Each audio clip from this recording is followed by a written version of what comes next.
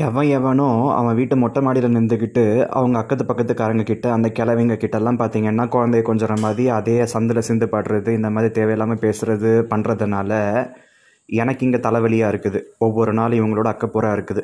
Camera ஒரு சில இடத்த கவர் பண்ணுற மாதிரி தான் வைக்க முடியும், அடுத்தவன் மொட்டை மாடியை கூட கவர் பண்ணுற மாதிரி வைக்க முடியும். அதில் அவனுங்க பேசுகிறது நம்ம காதுக்கு வருது, ஆனால் கேமராவில் ரெக்கார்ட் ஆக மாட்டேங்குது.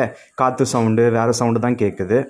ஆனால் என்னடான்னா அங்கே ஒரு கிளவி குழந்தைய வச்சுக்கிட்டு கொஞ்சிக்கிட்டு இருக்கானாமா. அன்றைக்கி வந்து அந்த ஸ்ரீராம் காலேஜை பொட்டை இருக்கான்ல, அந்த பொட்டை வந்து கொஞ்சிக்கிட்டு இருக்குது. அந்த கிளவி யாரை சொல்லுதுன்னு தெரியல. அது பொட்டை, அது 9 மாதிரி என்னென்ன பேசுகிறாங்க தெரியுமா? இப்போ இந்த மாதிரி ஒவ்வொரு தடவையும் நீ யாரை பேசின என்ன பேசினன்னு சொல்லிட்டு அவங்க வீட்டு ஜன்னலெல்லாம் உடச்சிட்டு வர முடியுமா?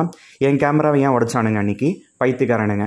இவங்க கொடுக்குற டென்ஷனில் அட்லீஸ்ட் தலைவலிக்கு காஃபி போட்டு குடிக்கலான்னு வந்ததுக்கு, காஃபி வந்து எப்பயுமே இந்த மாதிரி கீழே சிந்த மாட்டேன், ஒரு துளி கூட கீழே விழாமல் தான் நான் வந்து கலந்து குடிப்பேன். இன்றைக்கி பாருங்கள், என் மனசு என்கிட்ட இல்லை, மனசுக்கு எடுத்துட்டாங்க.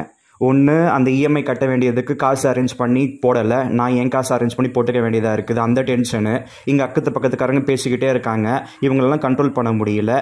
என்ன ஏதுன்னு கேட்டால் மறுபடியும் சண்டையை பெருசாக்கி என்னை வந்து அடித்து வாய் கழிச்சுடுவானுங்க. இதே தான் இம்சையாக இருக்குது, ஒரே தலைவலி. இதில் நீங்கள்லாம் புரிஞ்சுக்க வேண்டியது என்னென்னா, வாழ்நாள் முழுக்க இந்த மாதிரி ஸ்ட்ரெஸ்ஸில் தான் இருந்தேன். அதனால் நான் மனசை வந்து இழுத்து பிடிச்சி நான் அதை வந்து நான் ஒரு பாதையில் போகணும்னு சொல்லிட்டு குதிரையை வந்து கண்ட்ரோல் பண்ணுற மாதிரி நான் என் மனசு கண்ட்ரோல் பண்ணதுனால தான் இவ்வளோ சாதிக்க முடிஞ்சது.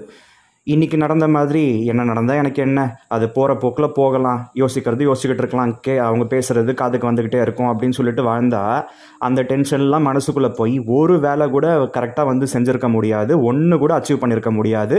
இதுதான் அதுக்கான ரிசல்ட்டு. இதிலிருந்து தெரிஞ்சுக்கலாம் ஒவ்வொரு நொடியும் வந்து எவ்வளோ கஷ்டப்பட்டு எவ்வளோ வந்து ஹார்ட் ஒர்க் எஃபோர்ட்லாம் போட்டு நம்ம மனசை வந்து பக்குவப்படுத்தி நான் அதில் வந்து வாழ்ந்துக்கிட்டு இருக்கேன். யார் புண்ணியத்துலேயும் கையேந்துக்கிட்டு வாழலை.